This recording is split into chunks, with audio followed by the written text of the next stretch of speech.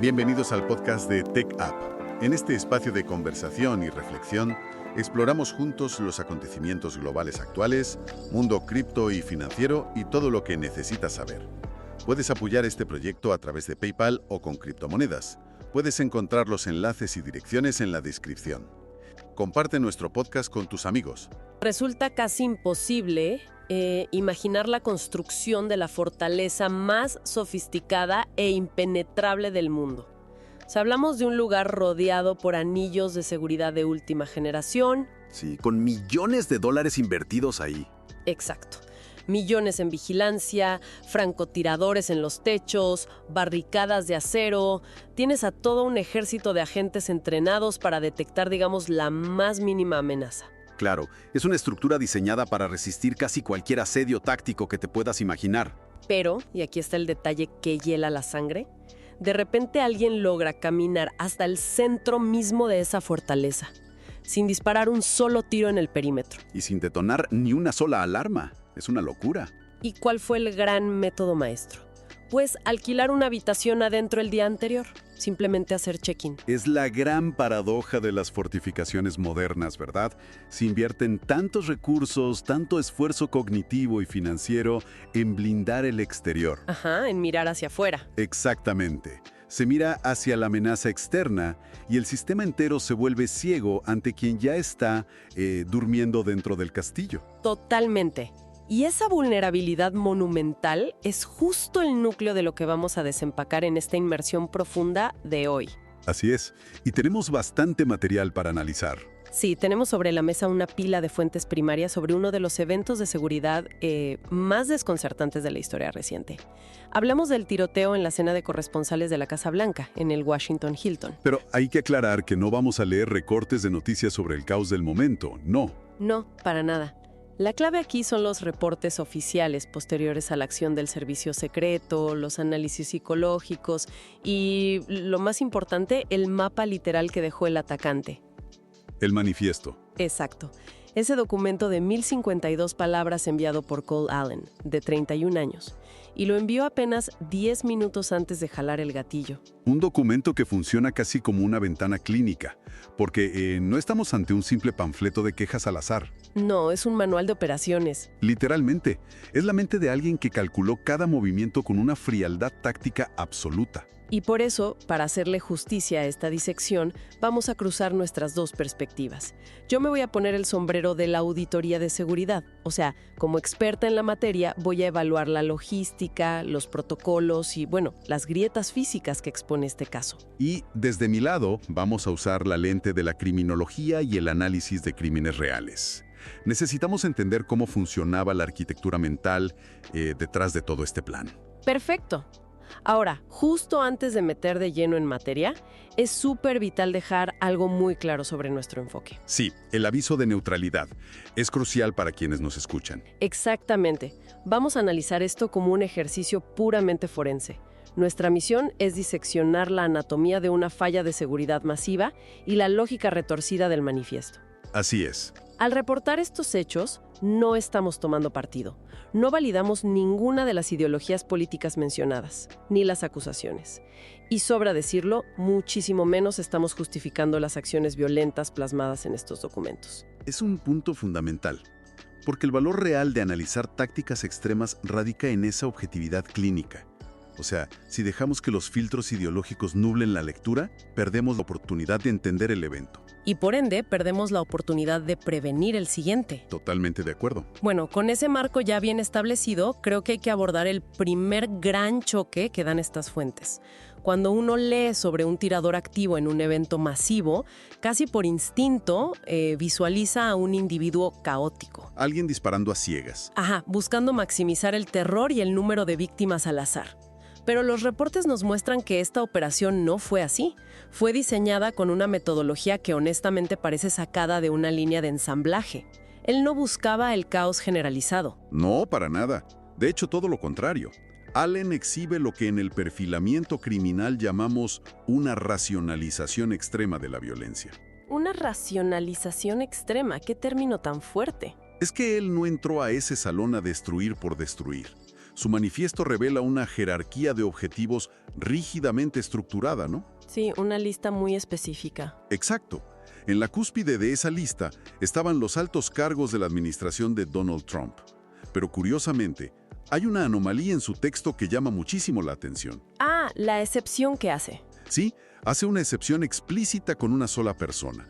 Él indica que el director del FBI, Kash Patel, no era un objetivo. Lo cual, bueno, desde el punto de vista táctico me parece un rompecabezas logístico absurdo.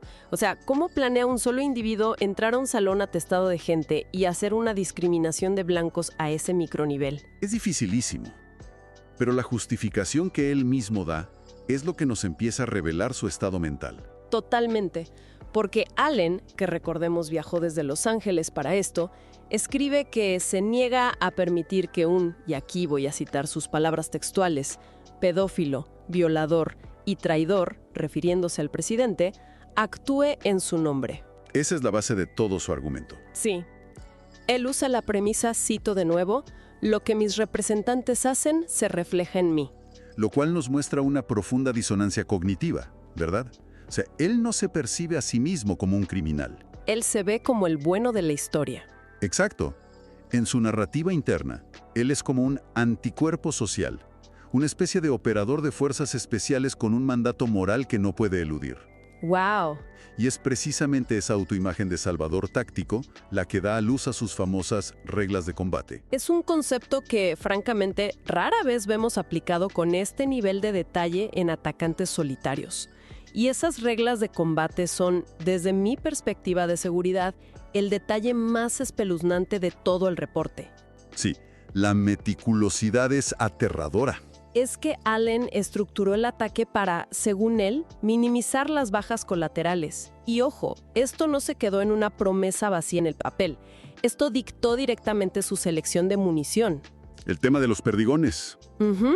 Decidió cargar sus armas con perdigones. Para quienes no lo sepan, estas son municiones que típicamente se usan para cazar aves.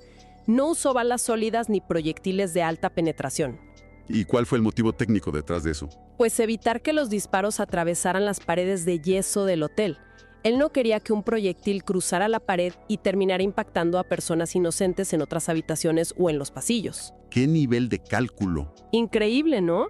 Y sumado a eso, el texto excluye de manera categórica a los empleados del hotel. O sea, los meseros, el personal de limpieza y los invitados generales no eran blancos válidos para él.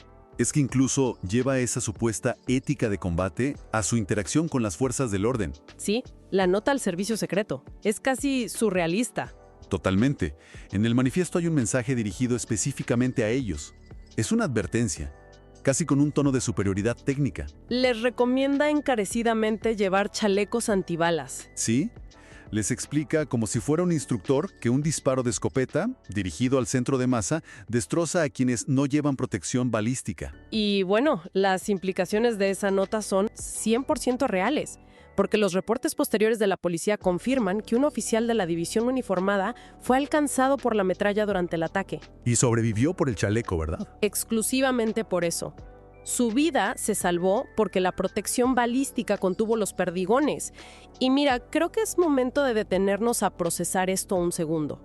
Adelante, porque es denso. Es como si hubiera diseñado un quirófano macabro, o sea, una precisión extrema para extirpar lo que él consideraba el problema, intentando activamente no dañar el tejido circundante sano. Es una analogía perfecta. Pero a la vez, en el mismo texto, dice que si alguien se interpone, pasará por encima de ellos.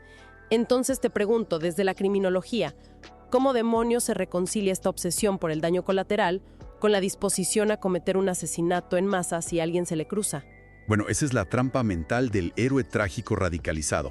O sea, la contradicción es evidente para ti y para mí, pero para él, la lógica interna es perfecta. ¿Cómo así? Funciona mediante un mecanismo psicológico de transferencia de culpa. Él se dice a sí mismo: mira, yo he hecho todo lo posible para proteger a los inocentes. Claro, elegí la munición, avisé al personal. Exacto, excluí a los trabajadores. Por lo tanto, si tengo que matar a un guardia que se interpone, la culpa ya no es mía. Es de esa persona por obstruir una misión que es justa. ¡Wow! O sea, él se lava las manos por completo. Completamente.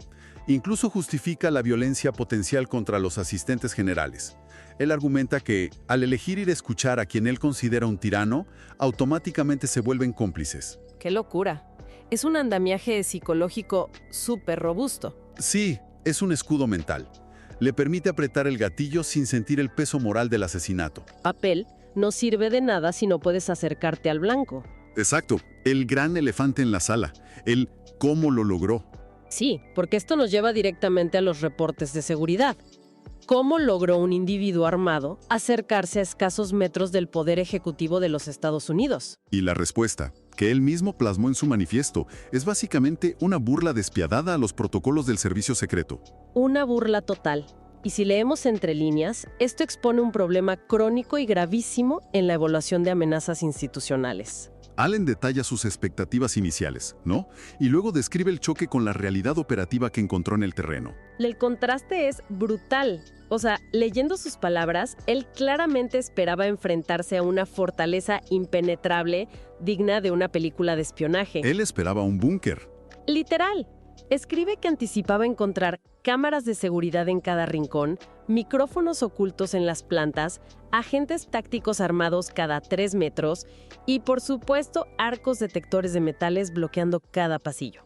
¿Y qué fue lo que documentó haber encontrado en realidad? Pues voy a citar textualmente. Él dice, nada, ni una maldita seguridad, ni en el transporte, ni en el hotel, ni en el evento. Y aquí es donde su crítica se vuelve súper quirúrgica, porque él utiliza la palabra arrogancia para describir la postura del servicio secreto. Y te digo, desde la evaluación de riesgos, esa es la acusación más dolorosa que les puede hacer, porque dio en el blanco de un modelo de seguridad perimetral que ya está obsoleto, que no responde a la realidad moderna. Pero se quedaron en el pasado. Es que al revisar los diagramas de seguridad de ese día, es súper evidente que todos, absolutamente todos los recursos estaban proyectados hacia el exterior. Estaban mirando a la calle. Ajá, estaban escaneando a los manifestantes en la acera, revisando los vehículos en los puntos de control vehicular, estaban enfocados en la multitud de la alfombra roja, digamos. O sea, construyeron un muro de escudos mirando hacia afuera. Exactamente. Construyeron una fortaleza impenetrable en la puerta principal, pero asumieron que la amenaza iba a venir por ahí en el momento del evento.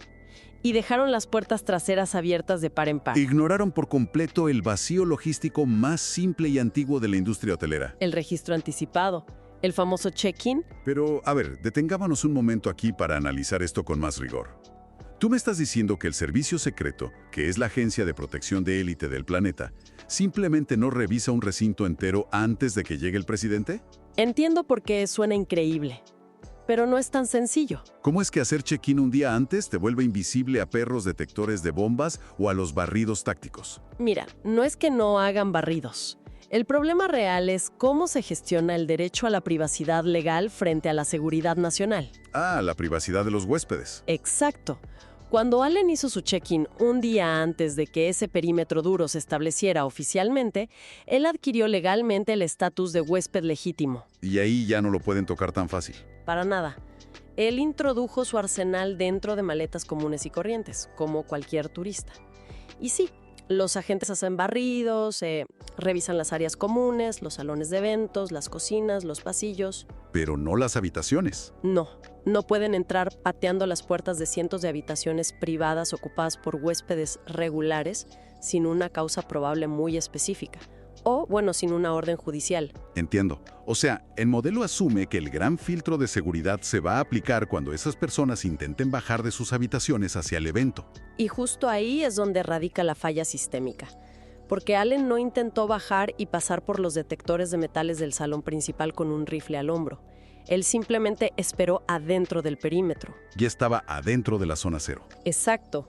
En el manifiesto hay una cita lapidaria que, te juro, debería ser material obligatorio de estudio en todas las academias de protección.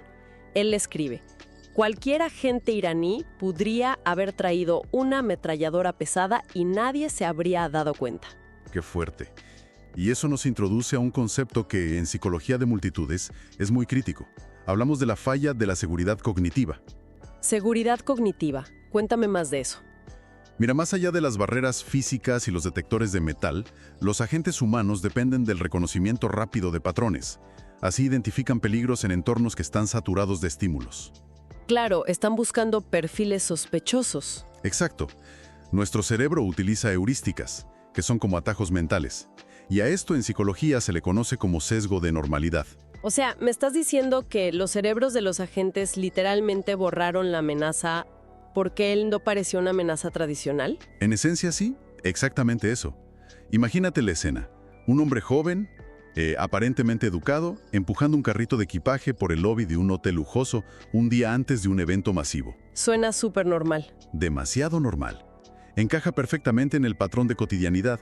No activa la respuesta de alarma en el cerebro de un agente que está entrenado para buscar comportamientos erráticos. O buscar armas visibles, gente sudando, intentando saltar barricadas. Exacto. Es el síndrome del huésped invisible.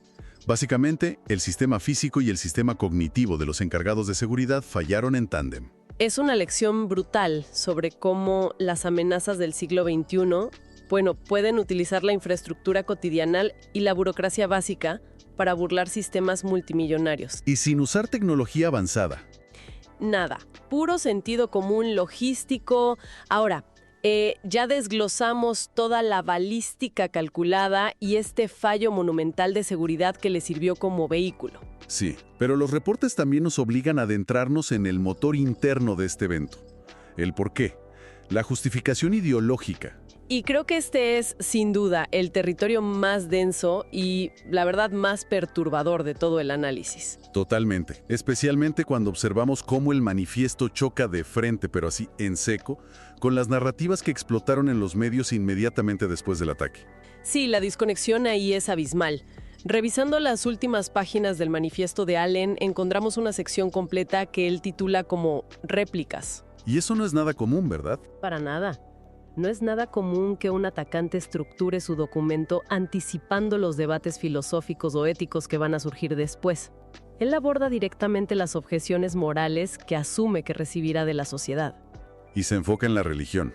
Sí, se enfoca en uno de los pilares más grandes del cristianismo, el mandato de, digamos, poner la otra mejilla. Y la forma en que él desmantela, reconfigura este mandato, es central para entender su móvil. Desde mi área te digo que la reconfiguración de textos sagrados o de dogmas éticos es casi siempre el paso final en el ciclo de radicalización de un atacante solitario. ¿Cómo lo adaptan a su realidad? Claro. Allen argumenta que la orden de poner la otra mejilla solo es moralmente válida cuando uno mismo es la víctima directa de la opresión. Si te pegan a ti, tú pones la otra mejilla. Ya veo. Pero sus ejemplos en el texto son extremadamente gráficos y específicos para ilustrar su punto. Él escribe, y lo cito, «No soy la persona violada en un campo de detención. No soy el pescador ejecutado sin juicio». Sigue con una lista bastante fuerte. Sí, dice, «No soy un escolar que vuela por los aires, ni un niño hambriento, ni una adolescente abusada por los muchos criminales de esta administración». Al leer eso, la conexión lógica que hace justo a continuación te hiela la sangre. O sea, él toma esa lista de supuestas atrocidades y llega a la conclusión de que tolerar la opresión cuando le sucede a terceros escudándose en lo de poner la otra mejilla, simplemente no es una virtud cristiana. Él lo ve como cobardía. Más que cobardía, de hecho lo etiqueta textualmente como complicidad en los crímenes del opresor. Y ahí lo tienes. Esa es la piedra angular de su autojustificación. Es fuerte, muy fuerte. Es que un individuo que planea un acto de esta magnitud, como hablábamos antes, necesita aislarse por completo de la moralidad convencional. Para que Allen pudiera entrar a ese hotel y apretar el gatillo, necesitaba estar totalmente convencido de que no hacerlo sería el verdadero pecado. Distorsiona la doctrina de la paciencia y el perdón, ¿no? Exacto. La transforma en un mandato imperativo de intervención violenta. En su mente retorcida, la escopeta que lleva se convierte en un instrumento de piedad religiosa hacia los oprimidos. O sea, violencia como acto de compasión. En su cabeza sí. Pero fíjate en el inmenso contraste que ocurre cuando toda esta justificación compleja y retorcida se topa de golpe con la realidad de las noticias de última hora. Así, el choque mediático. Porque por un lado, tenemos este documento primario detallando una justificación violenta basada, desde su perspectiva, en un deber de protección cristiana. Sí, defendiendo a los vulnerables, según él. Pero apenas unas horas después del tiroteo, el presidente Trump sale al aire en una entrevista en Fox News. Sí, y basándose en la información súper preliminar y la verdad muy caótica que circulaba en esos primeros momentos, el presidente declara públicamente algo muy distinto. Exacto. Él afirma que el atacante actuó motivado por un odio anticristiano. Es una divergencia absoluta. Es blanco y negro. Y desde nuestra posición analítica resulta fascinante observar este fenómeno de, digamos, colisión informativa. Sí, es un caso de estudio mediático. Porque tienes la fuente primaria, escrita por el propio autor del ataque, usando el lenguaje de la fe cristiana para autorizar su violencia. Y en paralelo, la narrativa oficial de la administración clasifica el evento como un ataque directo contra esa misma fe. Es paradójico. Te pregunto, ¿por qué ocurre esta desconexión tan masiva entre los hechos reales de la investigación y la declaración pública oficial? Ocurre principalmente porque la maquinaria de comunicación de crisis y la psicología política no están diseñadas para procesar la complejidad teológica de un atacante radicalizado, y menos en las primeras 24 horas. Claro, no hay tiempo para leer 1000 palabras. Exacto. Frente a un evento traumático a nivel nacional, hay una presión inmensa por categorizar al enemigo súper rápido, en términos que el público general pueda digerir de inmediato. Necesitan un villano claro. Sí. La gimnasia mental que hizo Allen para justificar el ataque requiere sentarse a leer y analizar un manifiesto muy perturbador. Para un líder bajo fuego que necesita proyectar control y seguridad, es muchísimo más eficiente recurrir a etiquetas binarias. A moldes culturales preexistentes, ¿no? Exactamente. Lo que vemos aquí es como todo ese andamiaje ideológico intrincado de un perpetrador solitario es inmediatamente aplanado, empaquetado por las narrativas políticas en tiempo real. Es un recordatorio sumamente contundente de por qué el análisis directo de los documentos primarios es irreemplazable. O sea, la realidad del por qué rara vez cabe en el texto de una alerta de noticias de 2 líneas en el teléfono. Exacto. Exige tiempo. Nos exige la disciplina de sentarnos con la incomodidad de los detalles genuinos, que es justo lo que hemos hecho al desmenuzar las páginas de este caso hoy. Y con esa reflexión en mente, creo que podemos hacer un corte de caja de todo lo que hemos explorado. Sí, recapitulemos un poco. Nos hemos enfrentado a la anatomía de un ataque asombrosamente paradójico. Vimos una planificación táctica que calculó hasta la penetración de los perdigones en el yeso para evitar muertes accidentales. Todo esto mientras buscaba decapitar literalmente a una administración gubernamental. Exacto. También observamos cómo esa misma mente metódica logró exponer una vulnerabilidad casi amateur en el modelo de seguridad perimetral más caro de todo el mundo. El famoso vacío del check-in. Y finalmente, analizamos cómo un manifiesto puede llegar a torcer los pilares de una doctrina religiosa para convertir la violencia política extrema en un falso mandato moral. Todo esto constituye un caso de estudio tremendo. Y estoy seguro de que inevitablemente va a reescribir los manuales operativos de las agencias de inteligencia y de protección a nivel global. Sin duda alguna. Ahora, para dar un cierre informativo sobre el estatus actual de las fuentes, los últimos reportes oficiales indican que Cole Allen se encuentra bajo custodia en una instalación hospitalaria. Sí, enfrentando evaluaciones psiquiátricas súper profundas. Así es. Y su caso está pendiente en el Tribunal Federal de Washington, D.C., donde cada línea, o sea, cada una de las 1052 palabras de este documento, será el verdadero campo de batalla legal. Ahí se va a determinar su competencia mental y su nivel de radicalización. Va a ser un juicio mediático enorme. Un juicio que pondrá bajo la lupa esa frontera legal siempre tan borrosa entre el fanatismo ideológico calculado y el colapso total de la salud mental. Y para finalizar esta inmersión profunda, quiero dejar flotando un escenario que va mucho más allá de lo que ocurrió esa noche en el Washington Hilton. Un pensamiento para quienes nos escuchan. A ver, cuéntame. Bueno, ahora que la existencia de este vacío del check-in es de dominio público gracias a toda la cobertura de este manifiesto. Sí, porque ahora todo el mundo sabe que es posible. Exacto. Se ha creado un plano táctico, una especie de tutorial disponible para cualquier imitador. Y esto nos empuja hacia un dilema social brutal a futuro. El choque entre seguridad y privacidad. Precisamente. Si queremos proteger los eventos políticos de alta seguridad en el futuro, tendrán las agencias gubernamentales que empezar a exigir acceso anticipado y sin restricciones a todas las habitaciones. O a los datos y antecedentes de todos los huéspedes de los hoteles circundantes días antes de un evento. Exacto. Estamos a punto de ver cómo el derecho básico a la privacidad comercial, el simple hecho de rentar un cuarto, desaparece en aras de cerrar estas puertas traseras de la seguridad nacional. Es un dilema donde, francamente, cualquier respuesta parece implicar o bien sacrificar libertades civiles fundamentales o aceptar riesgos letales inmanejables.